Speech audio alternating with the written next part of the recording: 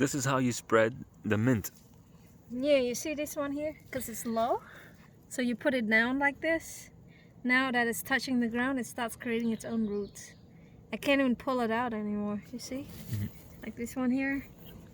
This one here is completely rooted. So you're gonna have a big bushy mint from one plant. You see, this one now I'm putting some soil on it. So it'll stay touching the ground and eventually it's gonna be like this.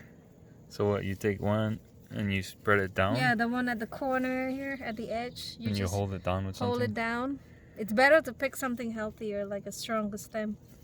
Okay. And then you just put it down like this.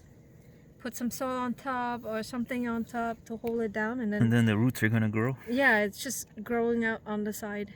Okay. Yeah, this is what you did for this one? This one, right? Yeah, that's pretty cool.